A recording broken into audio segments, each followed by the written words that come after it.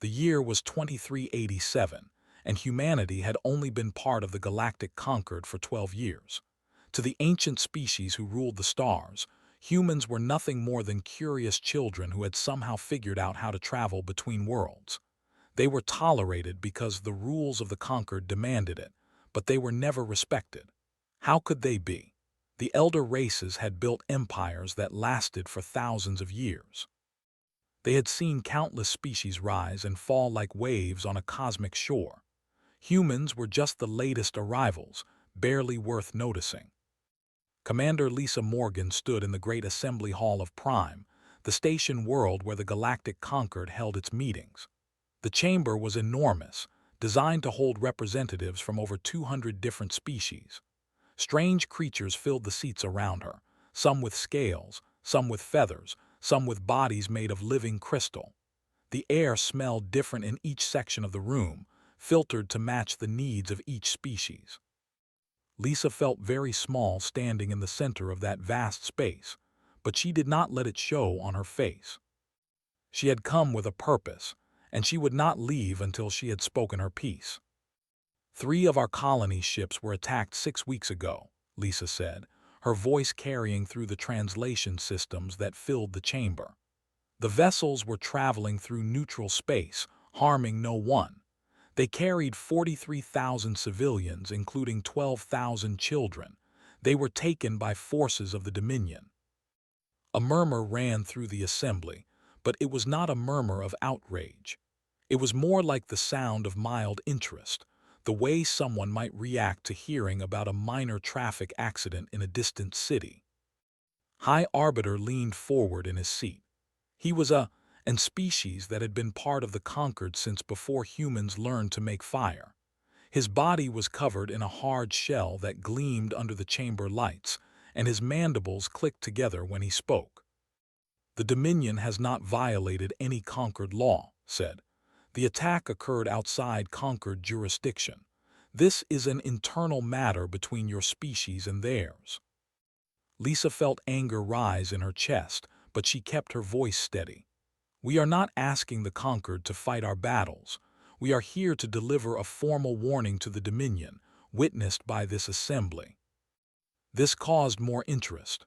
Warnings were rare. They carried weight in galactic politics, at least when they came from species powerful enough to back them up. Ambassador stepped forward to stand beside Lisa. He was older than her, with gray at his temples and lines on his face that spoke of many years in difficult negotiations. But his eyes were sharp, and his voice was calm in a way that made some of the alien delegates uncomfortable, though they could not have explained why. "The warning is this," said. "The Dominion will return our people within one standard galactic cycle.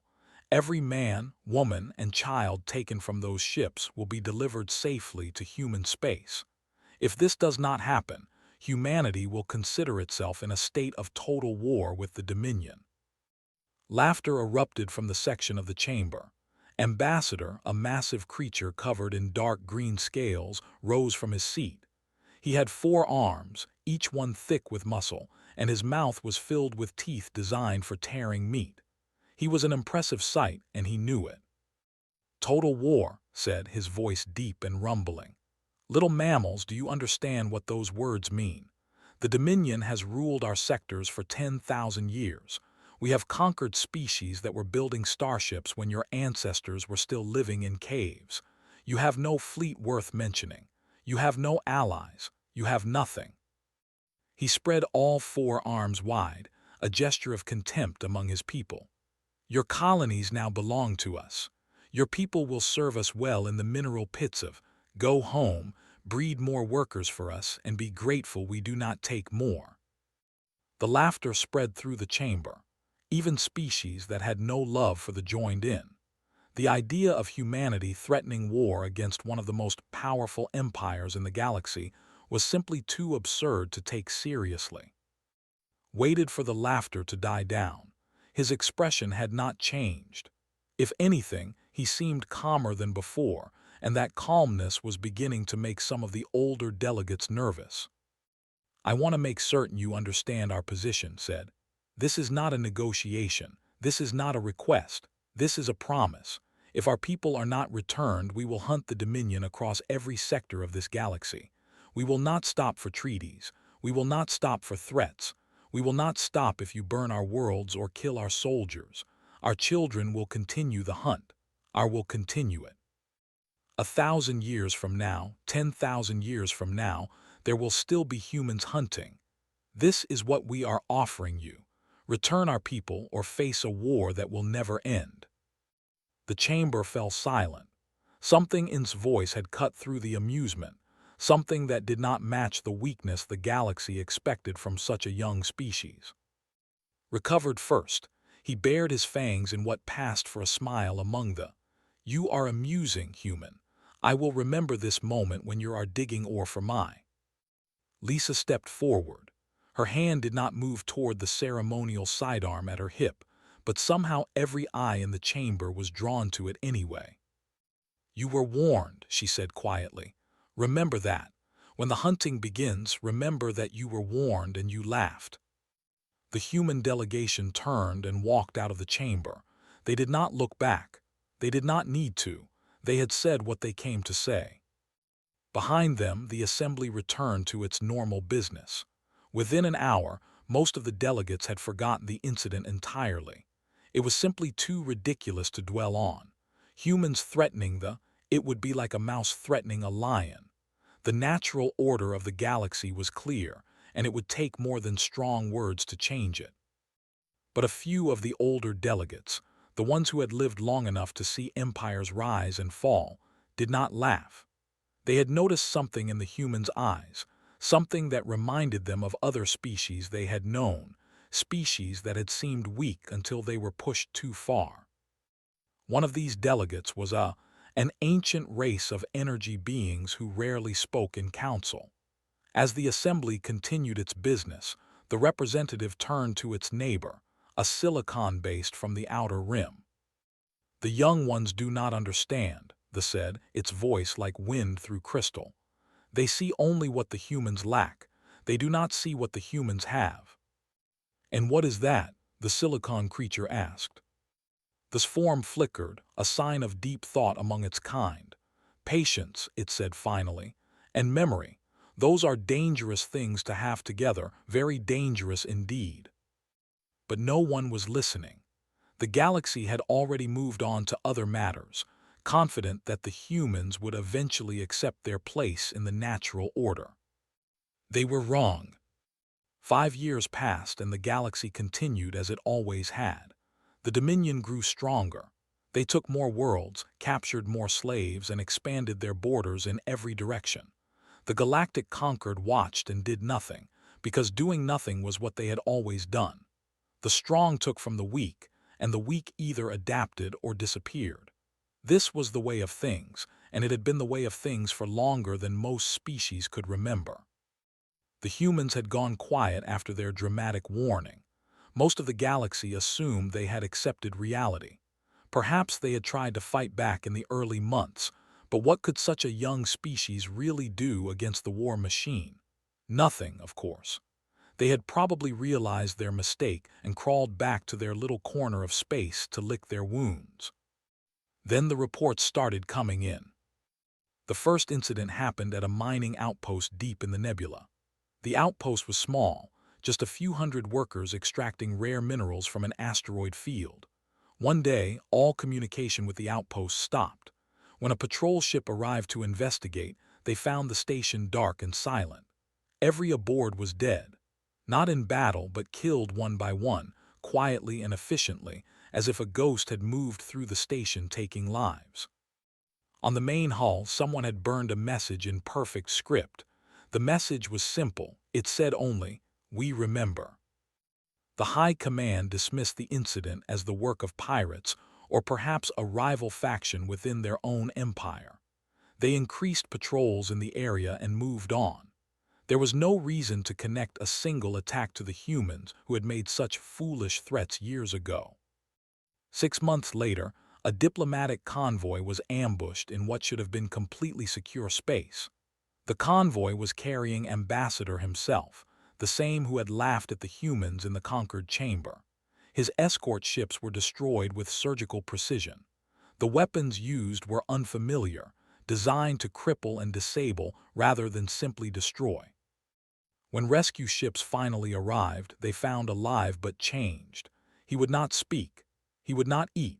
He sat in the corner of his ruined vessel, clutching a small data chip in his massive hands.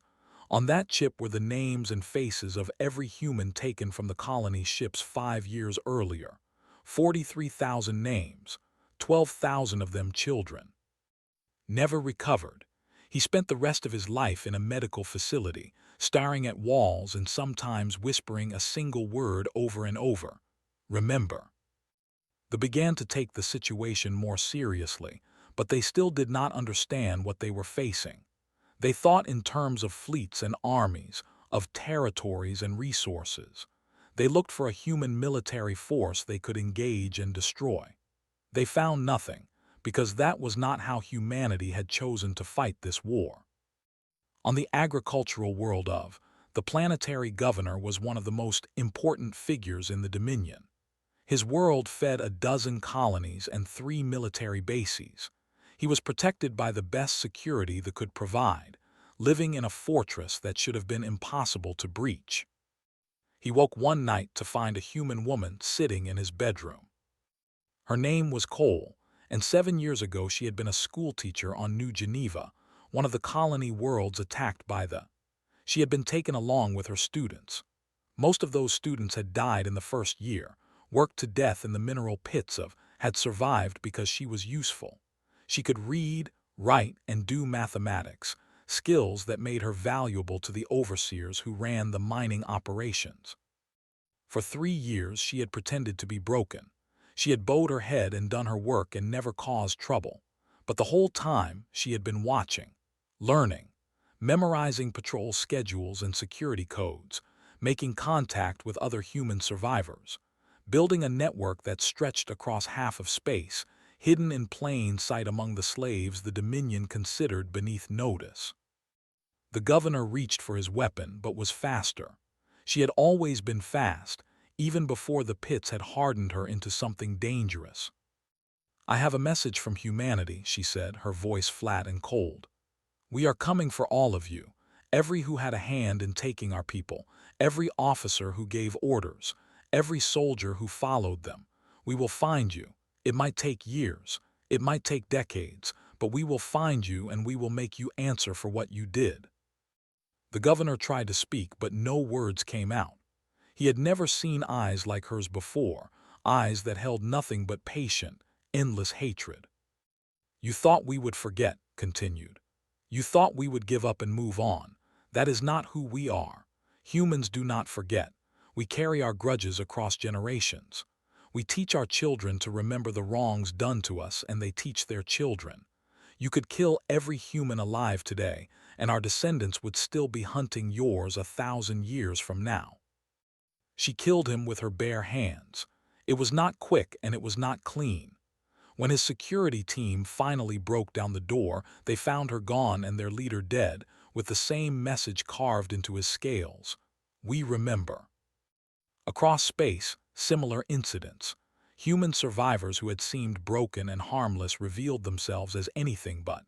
They had spent years learning language and culture.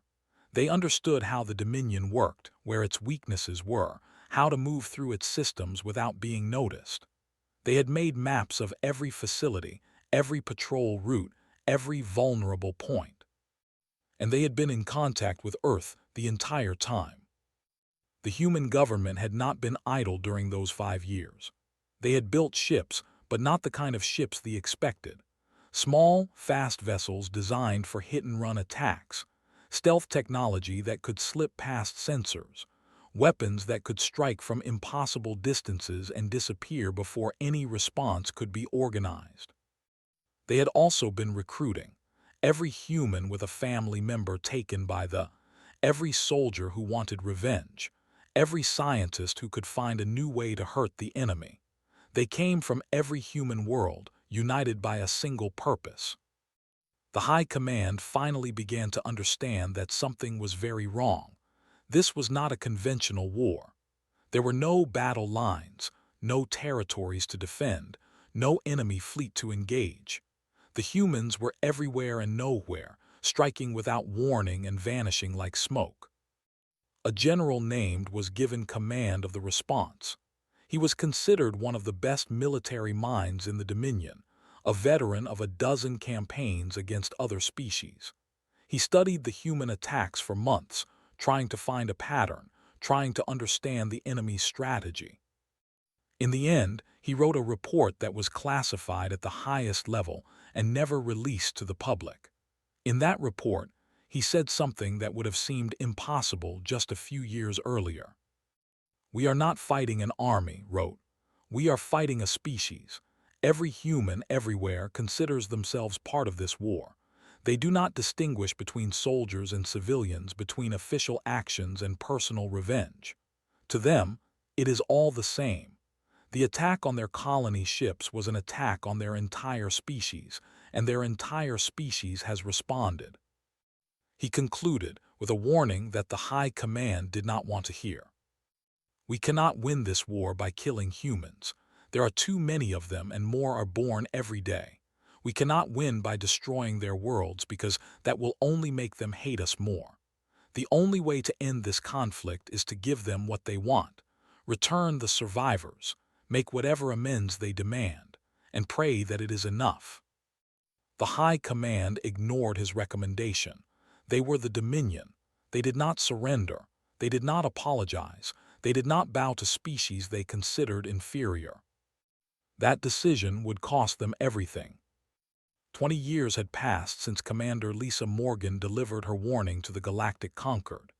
In that time, the galaxy had learned to pay attention to humanity in ways it never had before. The war between humans and they was no longer a joke. It was a topic of serious discussion in diplomatic circles, military academies, and scientific institutions across known space. High Arbiter was old now. His carapace had lost its shine, and his movements were slower than they had been when he laughed at the human delegation all those years ago. He did not laugh anymore when humans were mentioned. Instead, he found himself thinking about them often, trying to understand something that seemed to go against everything he knew about how the galaxy worked. He requested a private meeting with the current human ambassador to the Concord, a woman named. She was younger than the representatives who had come before her, but there was something ancient in her eyes, a weight that seemed to belong to someone much older. They met in a small conference room, far from the Grand Assembly Hall, had specifically asked for privacy. This was not a conversation he wanted others to hear. "I have watched your species for 20 years, said, his mandibles clicking softly. "I have studied your tactics, your strategies, your decision-making, and I still do not understand, so I am asking you directly, why do you continue?" Tilted her head slightly. "Continue what, Arbiter?" "This war, this endless, pointless war." His voice held genuine confusion. "Your species has lost millions of lives. Your economy is strained beyond what should be sustainable. You have spent resources that could have been used to expand, to grow, to become truly powerful among the stars. Instead, you pour everything into this conflict with the why." Was quiet for a moment, considering her answer carefully. "Do you know what a grudge is, Arbiter?" "I am familiar with the concept," said. "It is a temporary emotional state following an offense. A period of anger that eventually fades as the individual moves on to other concerns." Shook her head slowly. "That is not what a grudge is for humans. For us, a grudge can last forever. It can be passed down from parent to child, from generation to generation. We have fought wars over insults spoken hundreds of years ago. We have maintained feuds for so long that everyone forgot what started them, but the hatred remained." She leaned forward in her chair and found himself leaning back slightly, an instinctive reaction to something in her manner that his ancient instincts recognized as dangerous. "They took our people," said. "They took 43,000 civilians who were doing nothing wrong, traveling peacefully through space that belonged to no one. When we asked for them back, they laughed at us. They called us amusing. They said our children would be their slaves. Her voice remained calm, but there was something underneath it that made Shell itch with discomfort. Our children will be many things, Arbiter. They will be scientists and artists, soldiers and builders, dreamers and leaders. But slaves? Never. Not while a single human draws breath. And we will not rest until every who had a hand in what happened has answered for their crimes, and every human taken has been either returned to us or properly avenged. Try to process this. In his experience, all conflicts eventually ended. Resources ran out. Populations grew tired of war. Leaders changed and new priorities emerged. The idea of a species that would fight forever, that would pass its hatred down through generations like a sacred inheritance, was difficult for him to grasp. "This is not rational behavior," he said finally. "No," agreed. "It is not. That is exactly what makes it effective." She stood and walked to the window that looked out over the station. Stars filled the view, thousands of points of light representing countless worlds and civilizations. "They are rational," she continued. "They think in terms of costs and benefits, advantages and disadvantages. When they took our colony ships, they calculated that we were too weak to respond effectively. They assumed that eventually we would realize we could not win and seek peace on whatever terms they offered. That is how rational species behave." She turned back to face. "But we are not rational about this, Arbiter. We are human. And humans, when pushed far enough, become something that rational beings cannot predict or understand. We become stubborn beyond all reason. We become patient beyond all measure. We become willing to sacrifice everything, to endure anything, for the sake of something that matters to us." Santeni twitched nervously. "And revenge matters that much to your species." "Not revenge," said. "Justice. There is a difference, though it may not be obvious from the outside. Revenge is about causing pain to those who hurt you. Justice is about making sure that actions have consequences, that wrongs are answered, that the universe operates according to rules that everyone must follow." She sat back down, her eyes never leaving. They believed they were above consequences. They believed that because they were strong, they could do whatever they wanted to weaker species. We are teaching them otherwise. We are teaching the entire galaxy otherwise. Not through speeches or treaties, but through action, through persistence, through the simple fact that we will not stop, no matter what. Was silent for a long time. When he finally spoke, his voice was quieter than before. "They have begun to lock their doors at night. They have learned to check the shadows, to watch for threats that might come from anywhere. Their leaders travel with massive security forces and still do not feel safe. Their empire is shrinking, their military is exhausted, and their population lives in constant fear." "Yes," said simply. "You have done this. Your species, which seemed so weak just 20 years ago, has brought one of the oldest empires in the galaxy to its knees. Not through superior weapons or larger fleets, but through sheer, relentless persistence." "Yes." Leaned forward, his ancient eyes studying face with new understanding. "What happens when this is over? When they have been defeated, when your people have been avenged, what then? Will you turn this capacity for eternal grudges against other species who have wronged you?" Smiled, and unlike the cold expression that humans often showed when discussing this war, there was genuine warmth in it. "We hope not, Arbiter. We do not want to be warriors forever. We want to explore, to create, to learn, to grow alongside the other species of this galaxy. But we needed everyone to understand something first." "And what is that?" "That we are not prey." Smile faded. "We look soft, we look weak, we seem easy to push around. But there is a line, Arbiter. Cross it, and you will discover that the soft, weak, easy humans are capable of things that would give nightmares to species 10 times our age." She stood again, preparing to leave. "To cross that line, they are paying the price. We take no joy in it. We wish it had never been necessary. But it was necessary, and so we did what needed to be done. We will continue doing it until the job is finished." At the door, she paused and looked back. The thought they could hide from us. They thought that eventually we would get tired or distracted or simply forget. They were wrong. There is nowhere in this galaxy they can hide where we will not eventually find them. That is the lesson we are teaching. I hope the rest of the galaxy is paying attention. She left, sat alone in the conference room for a long time, thinking about everything she had said. He had lived for nearly 3 centuries. He had seen dozens of wars, watched empires rise and fall, witnessed the birth and death of countless political movements. But he had never seen anything quite like the humans.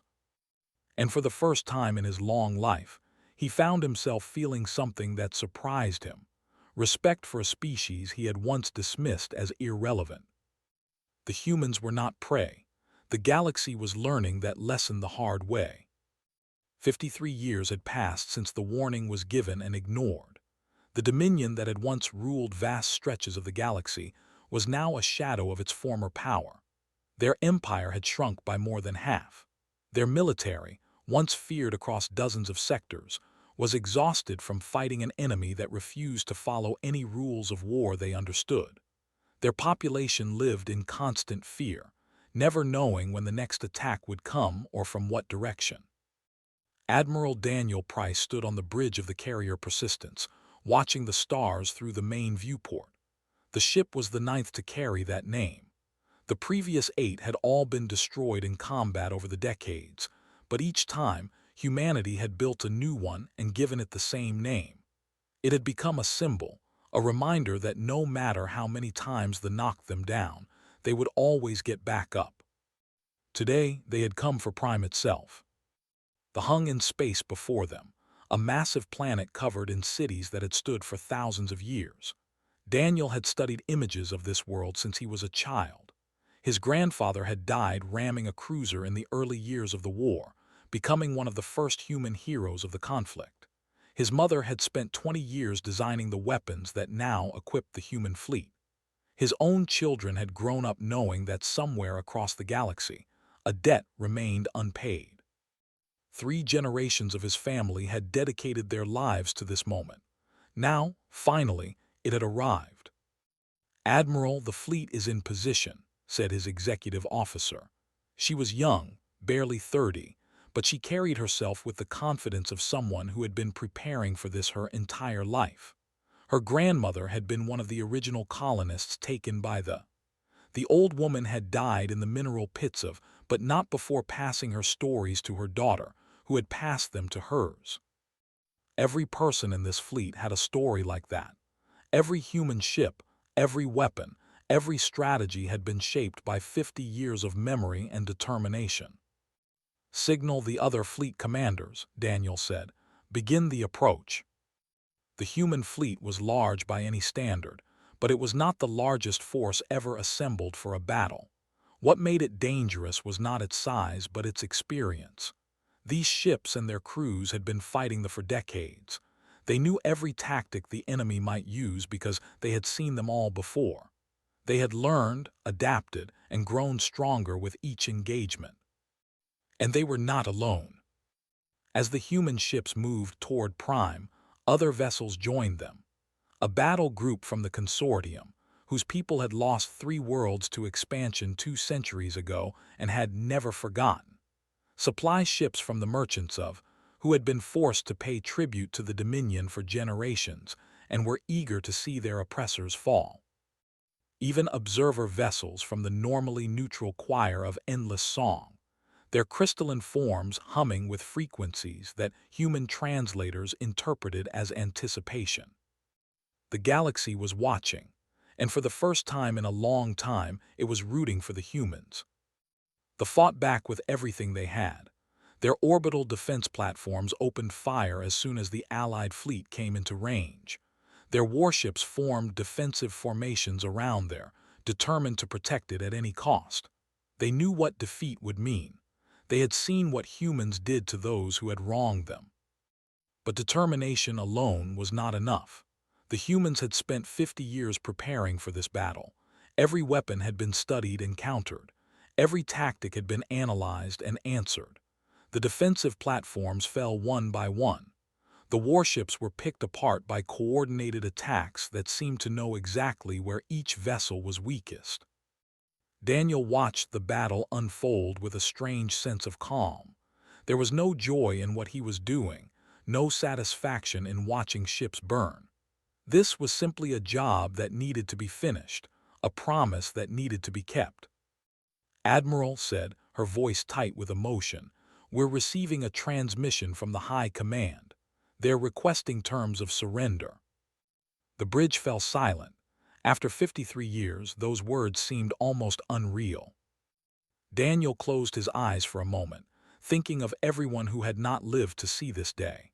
His grandfather, who had died believing that humanity could never win. His mother, who had worked herself to exhaustion designing weapons she hoped would never be needed. All the soldiers and civilians who had sacrificed everything for this cause. "Put them through," he said. The main screen flickered, and a face appeared. Daniel did not recognize the individual, but he recognized the fear in its eyes.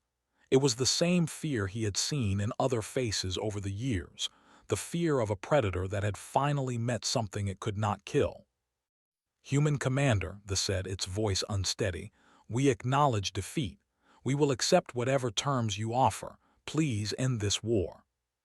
Daniel looked at the screen for a long moment before responding. "These are our terms. First, every surviving human taken from the colony ships will be returned immediately. Those who have died will have their remains returned as well, along with full documentation of how and when they died. Second, every leader who had a role in authorizing or carrying out the original attack will surrender themselves for trial. Third, the Dominion will pay reparations to the families of every human who died in this conflict, the amount to be determined by a neutral party. Fourth, the Dominion will renounce slavery in all its forms and release every being currently held in bondage throughout your territory." The scales paled. "These terms are severe." "These terms are generous," Daniel replied. "You attacked civilians. You took our children. You laughed when we asked for them back. For 53 years, you have made us bleed for every inch of progress. If I were a less merciful man, I would give the order to reduce you to ash and let that be the end of the species." He leaned forward slightly. "But I am not that man, and humanity is not that species. We do not seek genocide. We do not want to become the monsters we have been fighting. We want justice, and we want assurance that nothing like this will ever happen again. Accept our terms and this war ends today. Refuse, and we will continue until there is nothing left of your civilization to surrender." Was watching him with something like pride in her eyes. They had talked about this moment many times, wondering how they would feel when it finally came. Now that it was here, Daniel felt only a tired sense of relief. The commander was silent for a long time. Finally, slowly, it bowed its head in the gesture of submission that its species used. "We accept your terms. The war is over." Daniel nodded. "Then let it be recorded that on this day, the Dominion surrendered to the Human Federation and its allies. Let it also be recorded that humanity showed mercy to a defeated enemy, even an enemy that showed us no mercy when we were weak." He turned to "Signal all ships. Cease fire. Begin humanitarian operations. Any vessel that resists is to be disabled, not destroyed. Any civilian is to be protected as if they were our own people." Looked surprised. "Sir, after everything they did to us." "That is exactly why," Daniel said firmly. "After everything they did to us, we will show the galaxy what humanity truly is. We are not conquerors. We are not slavers. We are people who wanted nothing more than to live in peace until we were forced to become warriors. Now that the war is over, we will put down our weapons and prove that we are worthy of the victory we have won." He looked back at the planet that had been the heart of an empire built on cruelty and domination. "They will remember this day forever, not just because they lost, but because of how we won. Let that be our legacy. Let that be what the galaxy learns from this war." The Battle of Prime ended not with a massacre, but with mercy. Human medical ships helped treat wounded soldiers. Human engineers helped repair damaged civilian infrastructure. Human diplomats worked alongside officials to ensure an orderly transition. And throughout it all, the galaxy watched in amazement.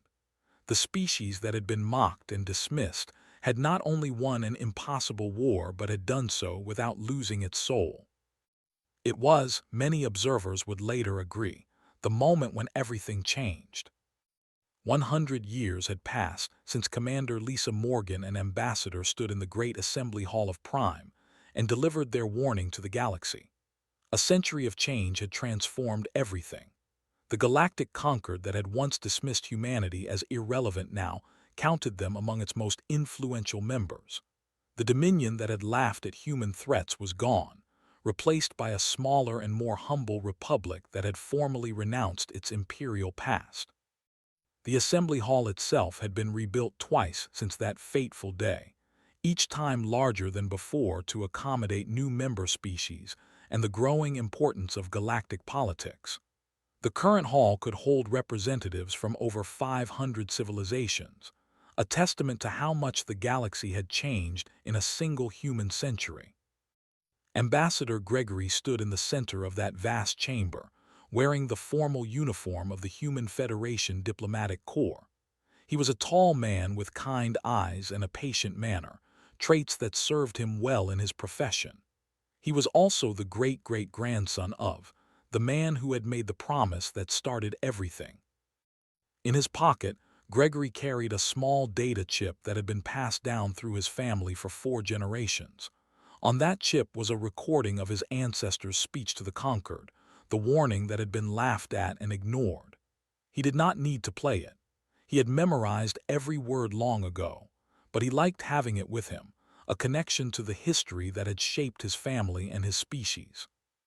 "We are gathered today to mark a historic occasion," the current High Arbiter announced. It was not who had died decades ago, but a younger member of the same species who had inherited the position.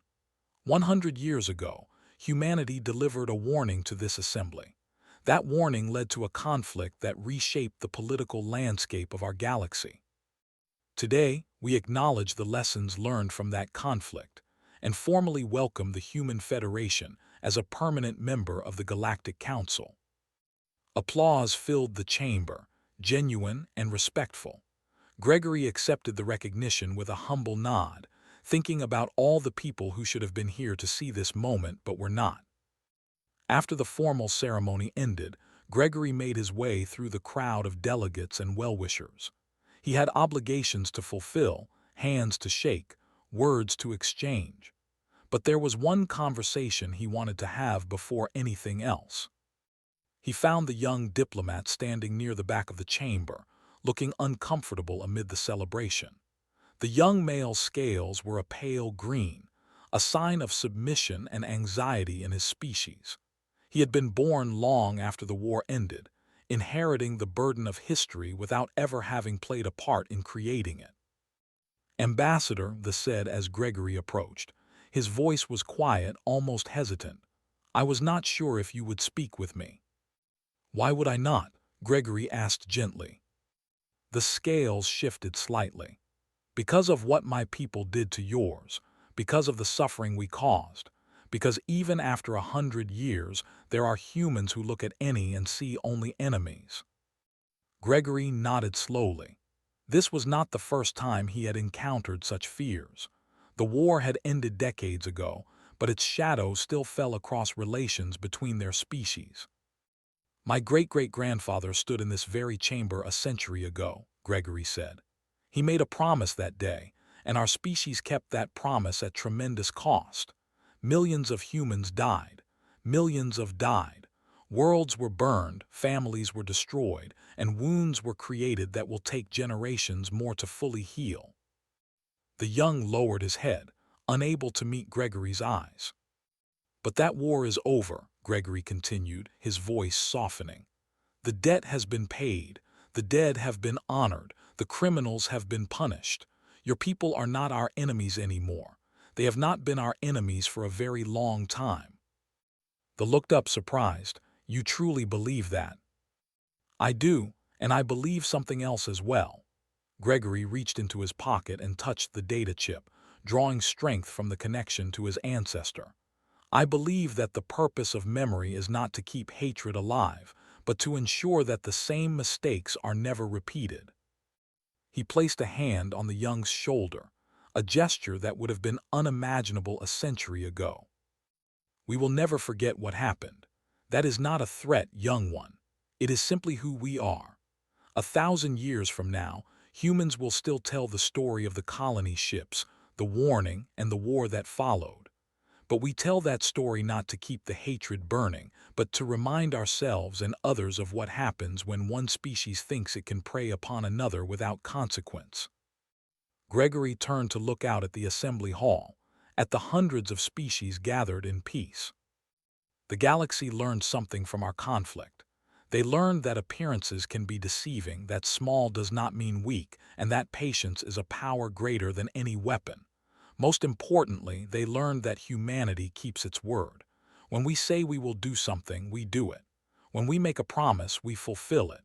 For good or ill, we are a species that means what it says. The young was quiet for a moment, processing Gregory's words. Finally, he spoke again. "My elders told me stories about your species. They said that when they first encountered humans, they could not understand why anyone would find you threatening. You were small, soft, and seemed so fragile compared to the older races.